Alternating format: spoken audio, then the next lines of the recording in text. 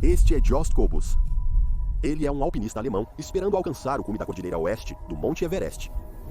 Isso pode não parecer tão estranho, mas eis a reviravolta. Ele está escalando sozinho. E no inverno? Escalar o Monte Everest já é extremo. Imagine então fazê-lo no auge do inverno. As temperaturas congelantes caem ainda mais, os ventos sopram a mais de 160 km por hora e o ar é tão rarefeito que até mesmo ficar parado parece impossível. É o ambiente mais severo da Terra. Atualmente, 34 expedições tentaram escalar o Everest no inverno, e das 5 que tiveram sucesso, apenas 15 alpinistas chegaram ao topo. 7 alpinistas morreram ao tentar escalar o Everest entre 21 de dezembro e 22 de março.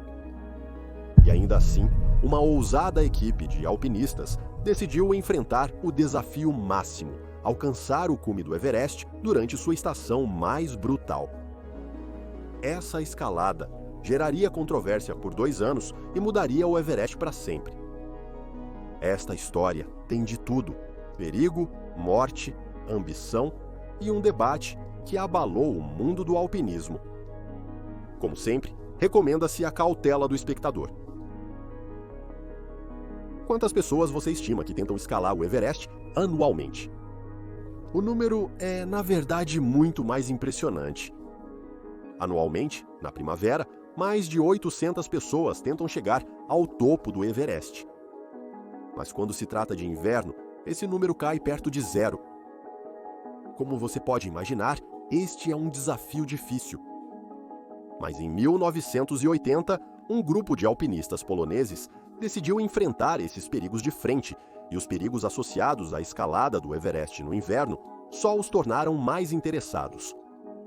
Nos anos 70, os alpinistas poloneses construíam uma reputação como guerreiros do gelo no montanhismo mundial.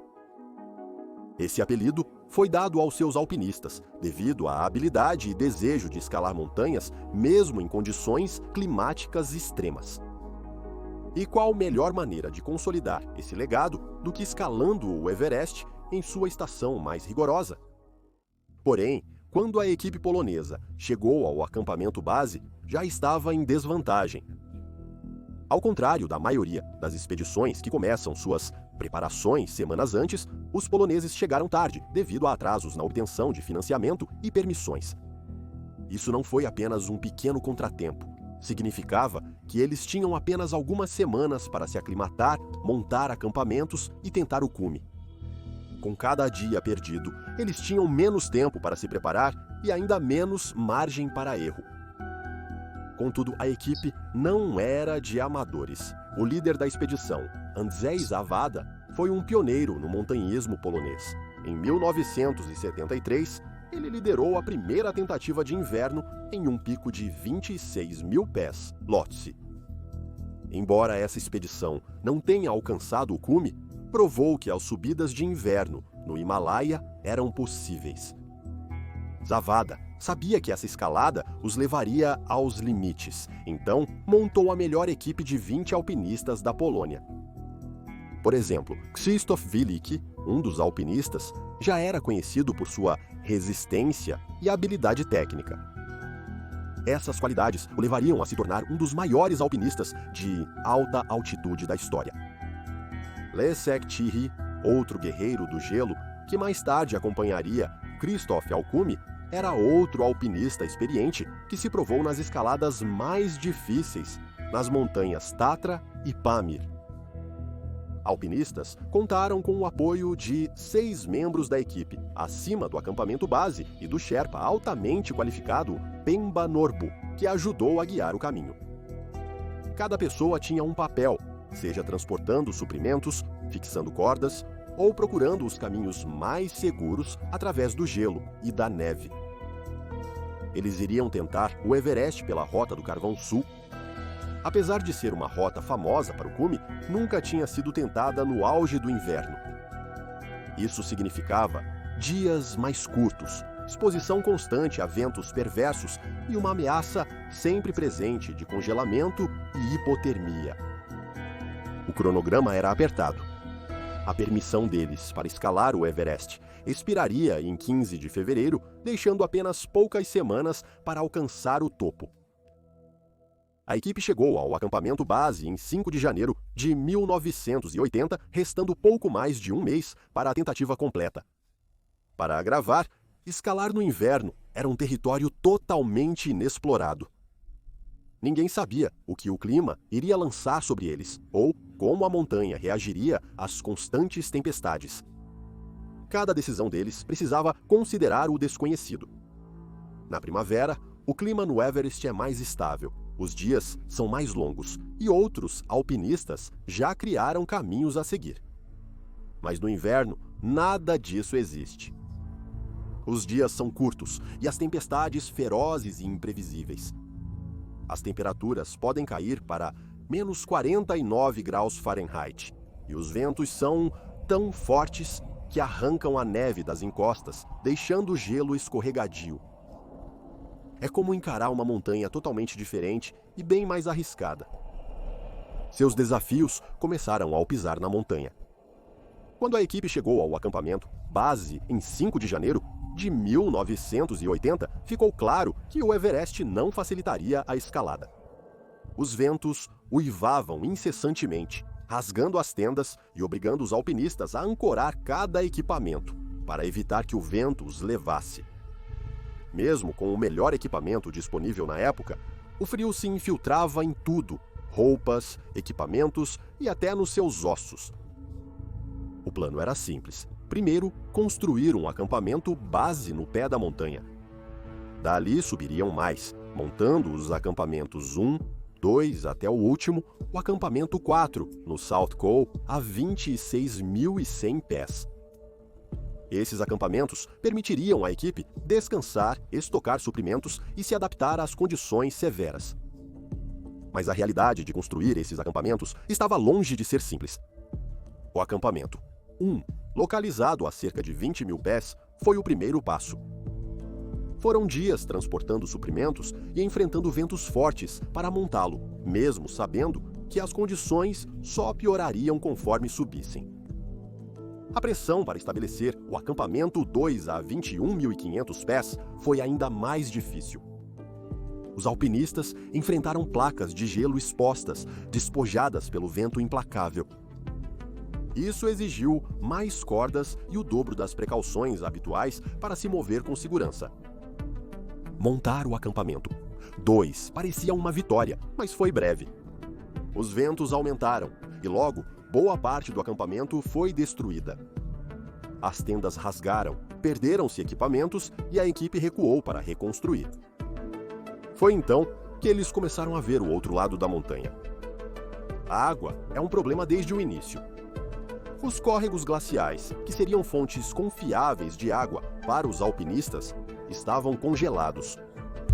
Isso os forçou a derreter gelo para cada gota necessária para beber, cozinhar ou limpar equipamentos. Derreter gelo suficiente levava horas diariamente e os suprimentos de combustível para a cozinha se esgotavam rapidamente. A altitude piorava tudo. Até as tarefas simples exauriam os alpinistas conforme ganhavam altitude. O ar rarefeito deixava-os ofegantes por ar, e o ar congelante irritava seus pulmões, fazendo com que muitos desenvolvessem tosse dolorosa. O mal de altitude era sempre uma ameaça, e as condições geladas dificultavam a recuperação de seus corpos após cada escalada. Ainda assim, a equipe persistiu com determinação. Quando ventos fortes derrubaram seus acampamentos, eles os reergueram. Com o declínio dos suprimentos, eles racionaram cada pedaço meticulosamente para assegurar a continuidade. A colaboração e experiência deles ajudaram a enfrentar cada desafio gradualmente. No início de fevereiro, eles finalmente conseguiram estabelecer o acampamento 3 a 23.500 pés. O vento era impiedoso, destruindo seus abrigos repetidamente. O acampamento 3 foi destruído pelo vento várias vezes, obrigando os alpinistas a voltar, recuperar o possível e reconstruir tudo. As viagens para reparar o acampamento consumiam energia e recursos, mas eram inevitáveis. Sem um acampamento 3 estável, a subida era impossível. Em 11 de fevereiro, após semanas de luta contra os elementos, Krzysztof Wielki, Leszek Sirri e Valente Fiut finalmente alcançaram 26.100 pés e estabeleceram o acampamento 4 no Coronel do Sul. Este era a última parada antes do cume, mas as condições lá eram quase insuportáveis. Os ventos superaram 120 milhas por hora e o solo gelado tornava cada passo um risco calculado. Na primeira noite no acampamento 4, o vento forte forçou os alpinistas a recuar para o acampamento 3, atrasando seu progresso. Além do vento, uma forte nevasca se seguiu. Em 13 de fevereiro, 2 alpinistas poloneses tentaram explorar a rota do acampamento 4 até a crista sudeste. Eles deixaram garrafas de oxigênio para apoiar a última tentativa de alcançar o cume, mas tiveram que interromper o progresso devido às condições perigosas. Os 2 homens estavam totalmente exaustos ao retornar para o acampamento 3. Até mesmo Zawada, o líder da expedição e um de seus membros mais experientes, lutou para se mover. As montanhas pareciam decididas a derrotá-los. Sempre que pareciam progredir, o tempo destruía tudo. Para piorar, outro golpe veio do acampamento base. O governo nepalês anunciou que a permissão deles para escalar o Everest expiraria em 15 de fevereiro, encerrando a escalada prematuramente. A equipe estava arrasada. Semanas de árduo trabalho teriam sido em vão. Parecia o prego final no caixão. Mas a sorte estava do lado deles.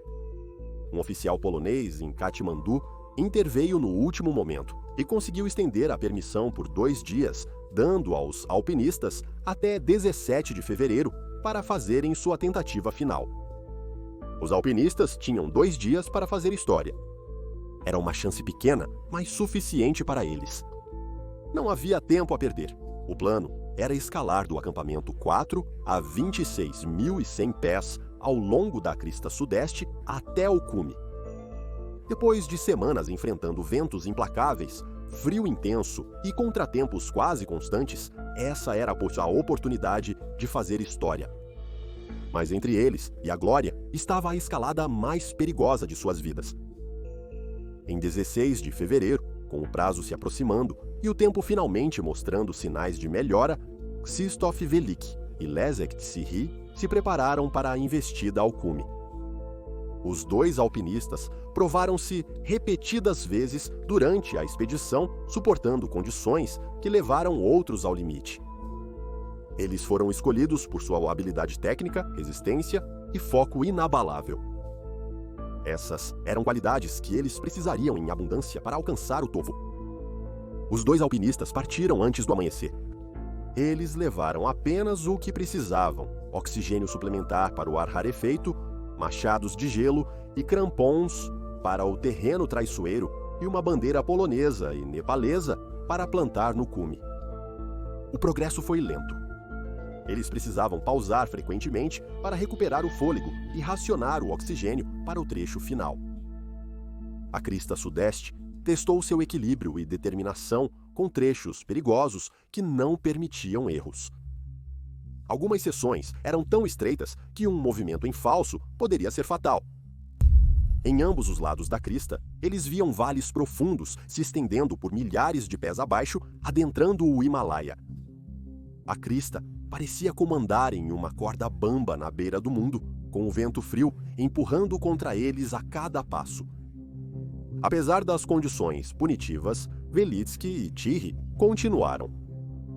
O cume se aproximava, mas o trecho final parecia uma eternidade.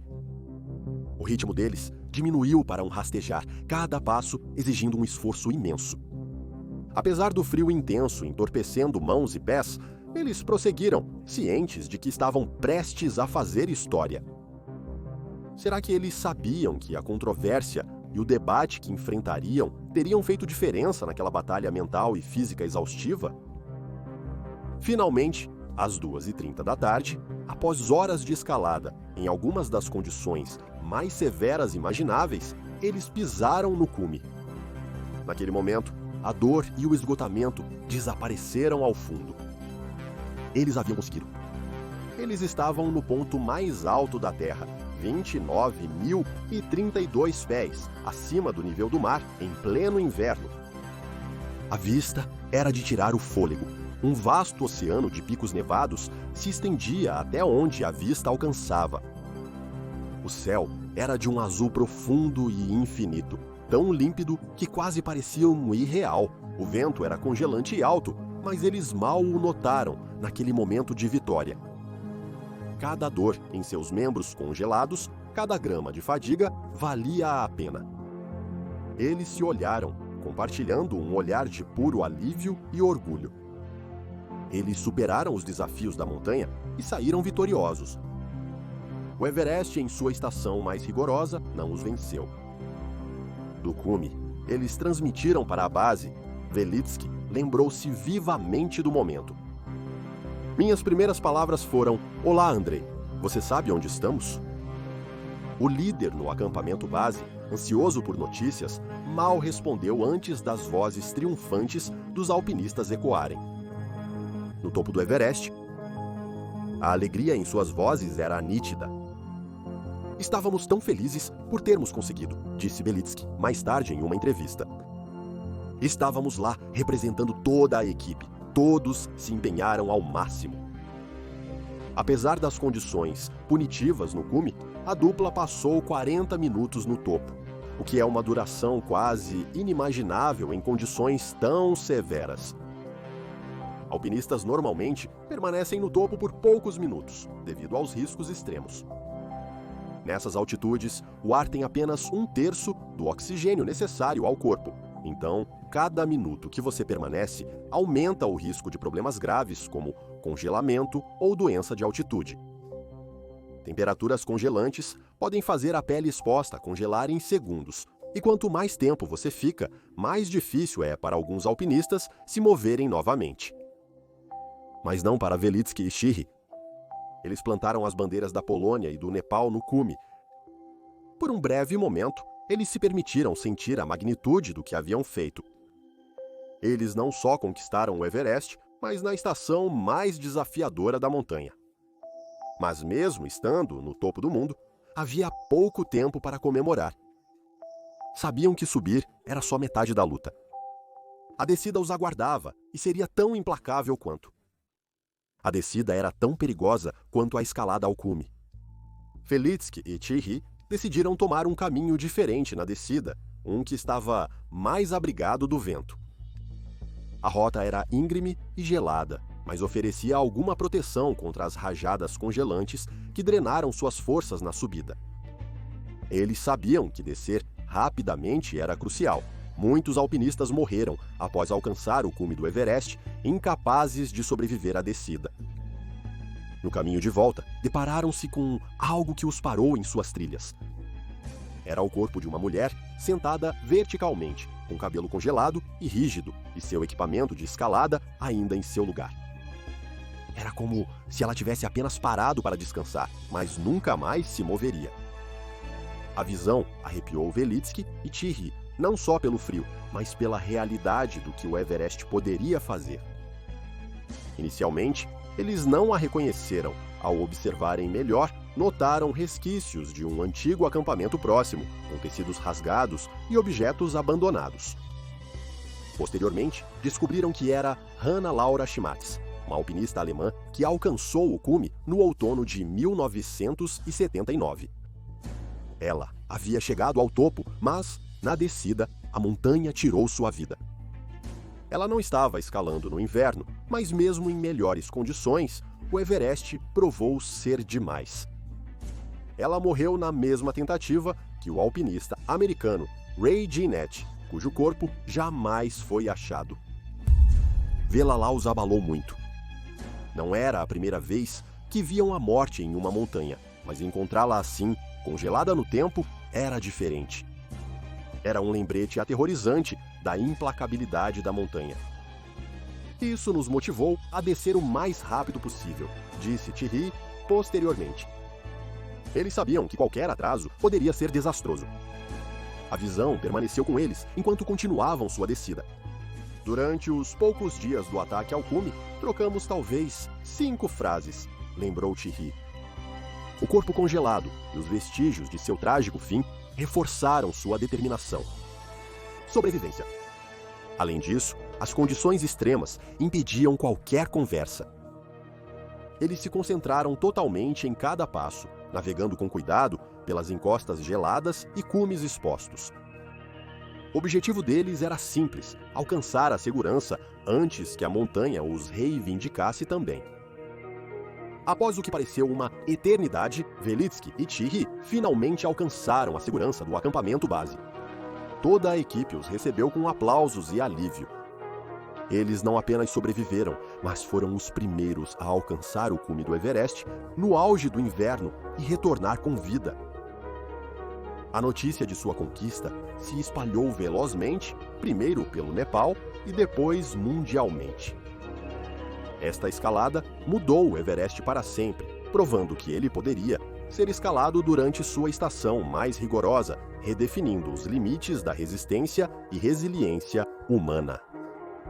Isso permitiu aos alpinistas tentarem expedições fora de temporada mais ousadas, como escalada solo no inverno e novas rotas mais arriscadas.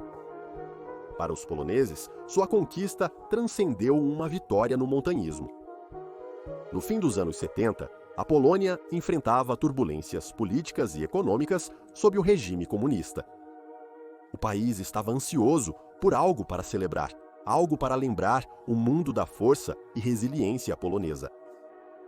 Então, fazer o que nenhuma outra nação jamais fez no Everest foi um sinal de força e esperança durante tempos realmente difíceis. Velitsky e Thierry estavam prestes a se tornar lendas, com seus nomes eternamente associados a um dos maiores feitos da história do montanhismo. Mas nem todos sentiam dessa maneira. Logo após a escalada, uma controvérsia começou e foi liderada por um dos alpinistas mais famosos de todos os tempos, Reinhold Messner. Messner foi uma figura imponente no montanhismo. Ele já havia consolidado sua reputação como um dos maiores alpinistas da história. Ele foi a primeira pessoa a escalar o Everest sem oxigênio suplementar, algo que muitos achavam impossível. Ele também foi o primeiro a escalar o Everest sozinho em 1980, o mesmo ano da subida de inverno polonesa. Além do Everest, Messner havia escalado várias montanhas de 26 mil pés dos Himalaias. Simplesmente, ele era um homem conhecido por frequentemente ultrapassar os limites do que os alpinistas consideravam impossível. Messner também era conhecido por suas opiniões fortes. Ele acreditava na pureza da escalada, o que influenciou seu desafio à subida polonesa no inverno. Consegue adivinhar qual era a objeção dele? A objeção dele foi baseada em uma mudança de regra feita pelo governo nepalês em 1979. O Nepal havia redefinido o fim da temporada de escalada de inverno para 31 de janeiro, em vez de 28 de fevereiro. Isso significava que, sob a nova definição, o cume polonês em 17 de fevereiro tecnicamente aconteceu fora da temporada oficial de inverno. Para Messner, isso era uma questão clara.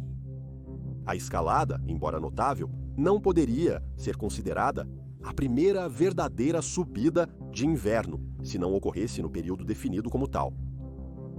Messner também questionou a permissão de escalada da equipe.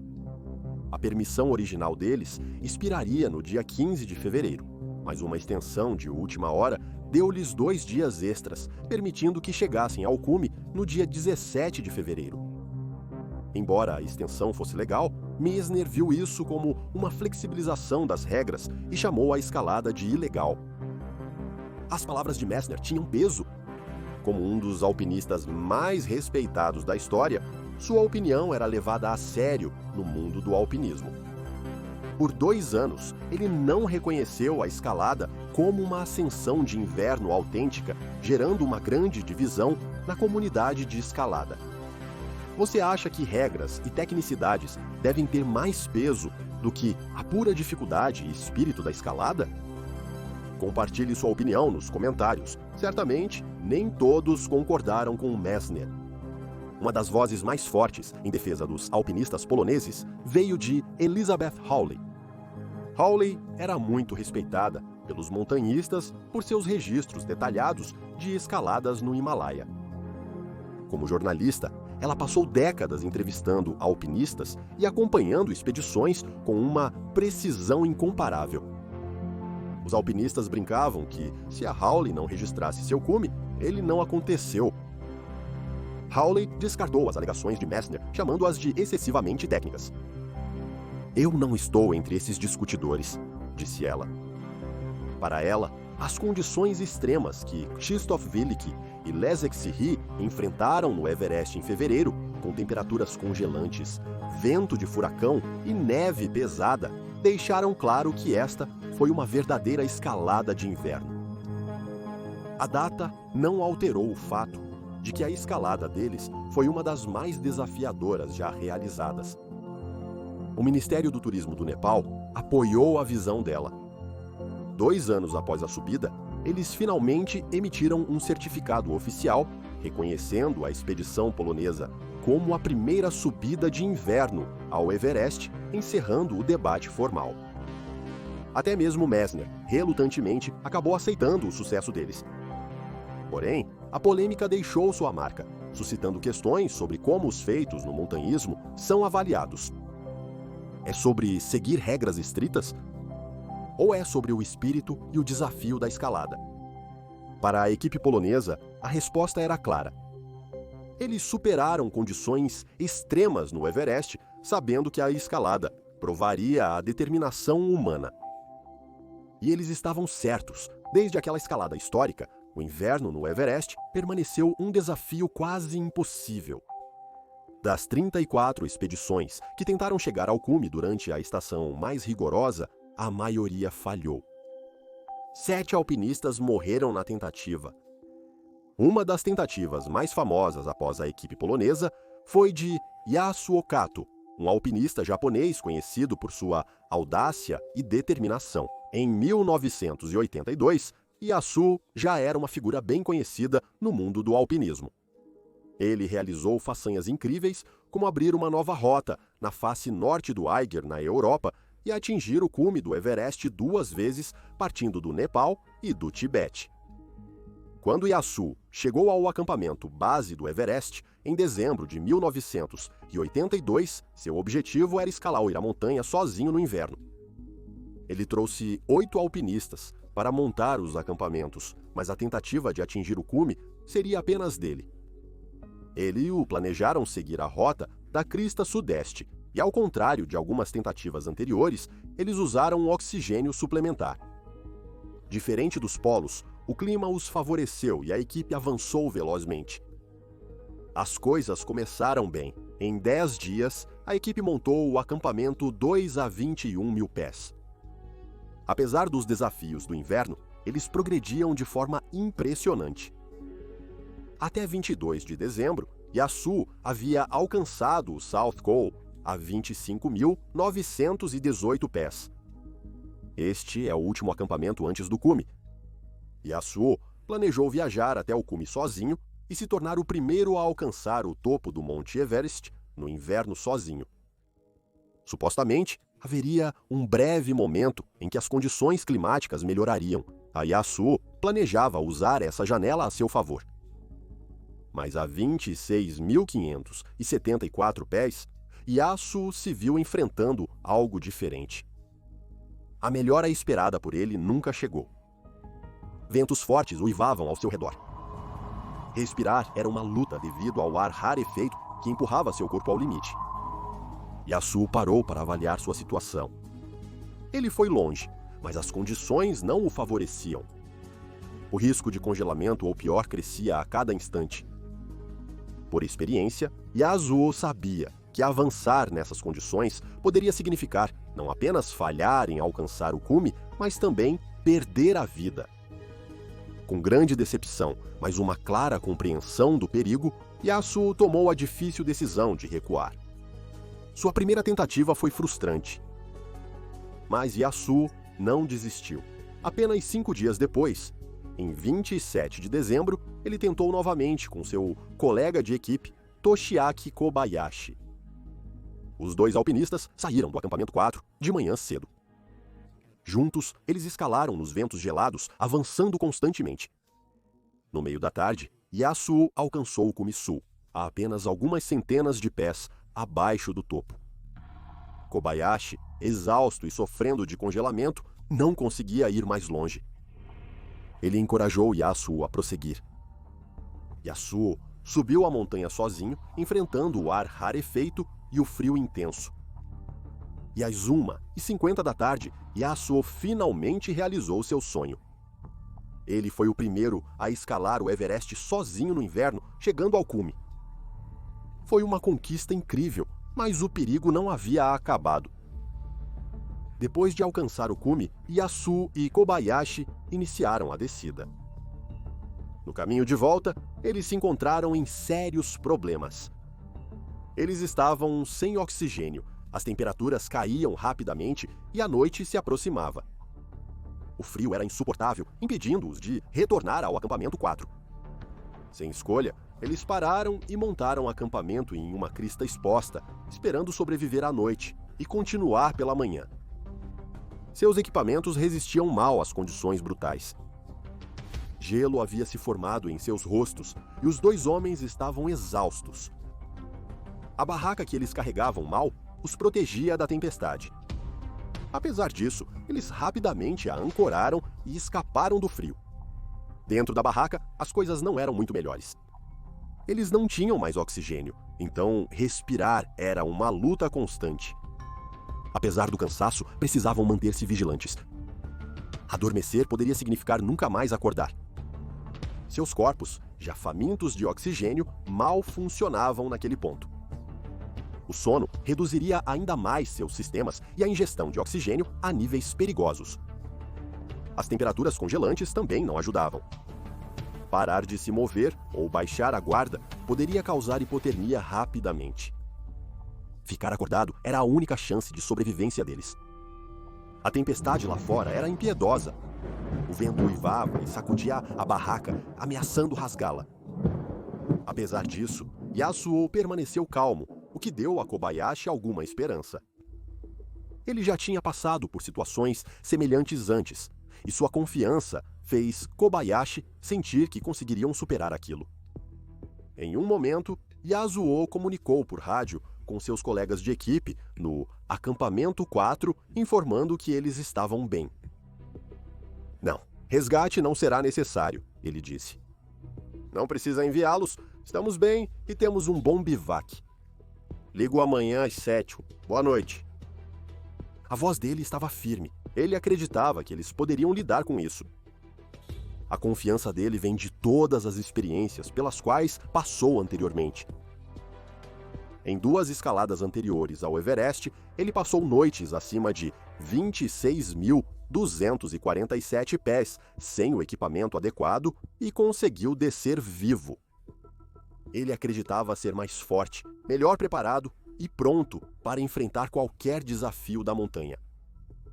Mas naquela noite, o Everest liberou toda a sua fúria. Uma enorme tempestade de inverno rasgou a montanha com ventos uivando a 120 milhas por hora. A temperatura caiu para fatais -45 graus Fahrenheit. Os dois alpinistas não tiveram chance. A tempestade era muito poderosa, o frio muito extremo. Era uma luta invencível para qualquer humano. Yasuo e Kobayashi não superaram a tempestade. Uma equipe de busca saiu assim que possível, mas não encontraram nada. Em 30 de dezembro de 1982, a busca por Yasuo e Kobayashi foi encerrada.